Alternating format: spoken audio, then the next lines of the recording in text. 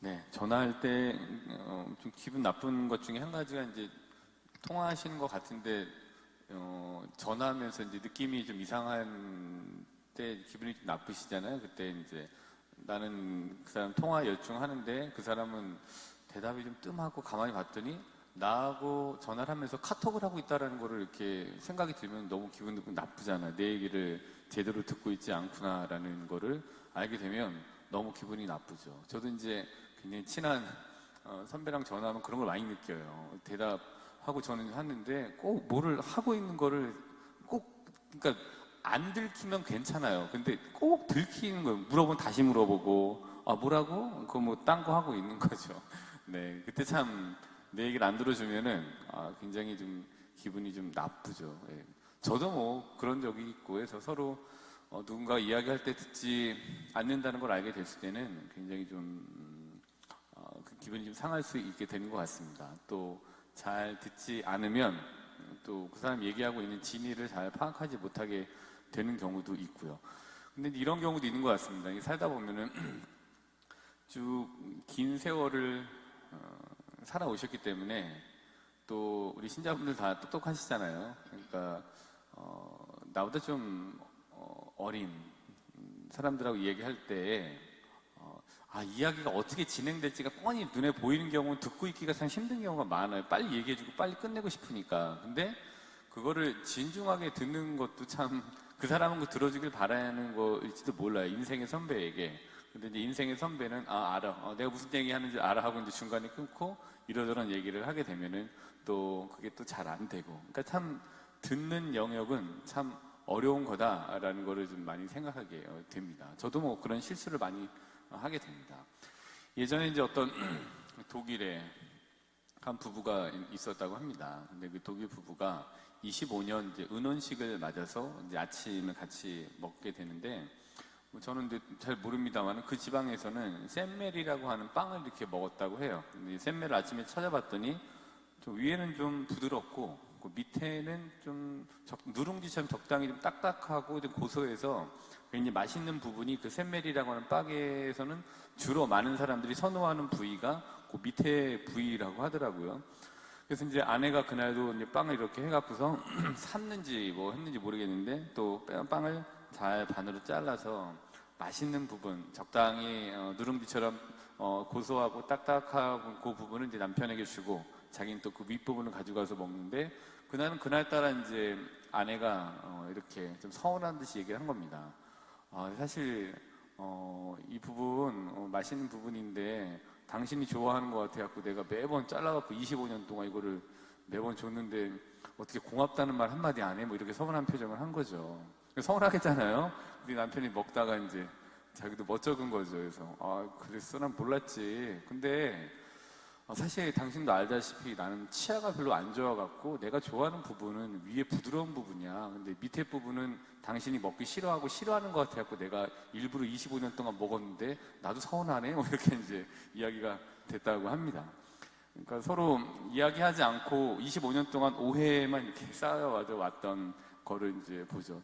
좀 저 사람이 뭔가를 좋아하는가를 잘 관찰을 하고 또 뭔가를 어디가 이렇게 좋아하는 게 뭔지를 조금 더 자세히 관찰하고 들었다라면은 25년간 아니면 이야기를 했더라면은 그런 일이 없었을 텐데 이제 25년 동안 서로 자기가 희생하고 양보한다라고 생각하면서 서운한 마음만 갖고 이제 살았던 작은 아침 식사의 한 이제 풍경을 어느 책에서 이제 읽었었습니다. 우리가 이런 것 같아요. 말하는 것은 지식의 역할이고 듣는 것은 지혜의 특권이다 이런 말이 있잖아요. 그래서 참 말하는 거는 지식이 많으면 얘기하기 쉬운 것 같아요. 그러나 듣는다라는 거는 많은 지식을 가지고 있는 것과는 좀 다른 영역이 맞는 것 같습니다. 지혜로운 사람이 뭐 잘 듣는다고 얘기를 하는데 어렵지만 그래도 상대의 얘기를 잘 들을 때 그 사람이 진짜로 원하는 것, 무엇을 말하고자 하는 진의를 파악하게 되고 조금이나마 좀 도움을 청하는 거라면 거기에 적당한 어떤 것들을 제시하거나 더 현명한 어떤 것들을 뭔가 줄 수 있게 되는 게 듣기의 영역인 거 아닌가 이런 좀 생각을 좀 해보게 됐습니다. 우리 잘 못 듣잖아요. 그래서 하느님께 청한다, 기도한다라는 건데 오늘 이제 가장 마지막 부분 요한복음 14장 14절 너희가 내 이름으로 청하면 내가 다 이루어 주겠다. 청한다라는 거는 며칠 전에도 말씀드렸다시피 청함을 통해서 어떤 판을 그냥 다 바꿔달라고 하는 것이 아니라 그거를 이제 대하는 태도나 그걸 바라보는 어떤 이거를 좀 바꿔달라라는 거다. 그래서 거기에서 실마리를 청하는 거다. 그거를 이제 말씀드렸잖아요. 근데 오늘은 좀 청한다라는 것, 기도한다라는 거는 잘 일단 들어야 되는 영역인 거, 듣기 영역인 것 같다라는 거를 말씀드리고 싶습니다. 근데 어떻게 듣느냐? 그냥 가만히 앉으셔서 내 얘기 안 하고 하나님 뭐를 원하시는 건가요? 라고 질문을 드리는 거죠. 그리고 가만히 계시는 거죠. 신부 될 때 성소를 어떻게 느꼈냐? 몰라요. 그거. 저만 아는 내적인 울림이 있어요. 예, 그거를 다 듣는 거예요. 그거를 다양한 형태로 듣습니다. 어떤 이는 직접적인 형태로 들은 일도 있을 거고, 신부님 중에, 스님 중에. 어떤 이는 저처럼 그냥 저만 아는 내적인 울림으로 그거를 듣게 돼요. 그러면 이제 그거를 따라가게 되는 거예요. 따라가다 지금 여기까지 온 거거든요. 이 지경까지 온 겁니다. 그래서 그 울림이 있어요. 그걸 들어야 갈 수 있게 돼요. 그걸 듣지 못하고 누군가가 하느님 소리를 듣지 않고 누군가가 하는 강요나 이런 이제 강압에 못 이겨서 들어오면, 지난번에도 말씀드렸다시피 1학년 때 저희 동창이라고 하는 사람이 들어와서 3개월도 채 못 살고 나갔다고 말씀드렸잖아요. 왜? 자기가 오고 싶어서 온 게 아니에요. 하느님의 내적인 울림을 들었기 때문에 온 게 아니라 할머니가 가라고 해서 온 상황에 와갖고 나가게 된 거였죠. 그게 고유한 울림이라는 게, 그걸 들어야 되는 거죠. 기도할 때 청한다, 기도하는 거, 청할 때는 그때는 들어야 되는 게 그 시간이 있습니다. 그때 들으려고 노력을 하실 때에 그때 나에게 울리는 내적인 울림이 분명히 있습니다. 그거를 따라가시는 게 좋습니다. 야고보서 1장 19절입니다.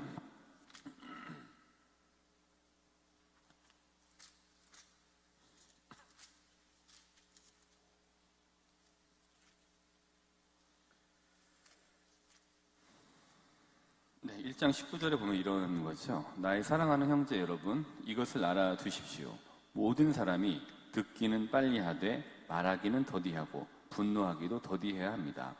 모든 사람이 듣기는 빨리 하되, 잘 들으란 얘기인 거죠. 그리고 말하는 것은 더디하라.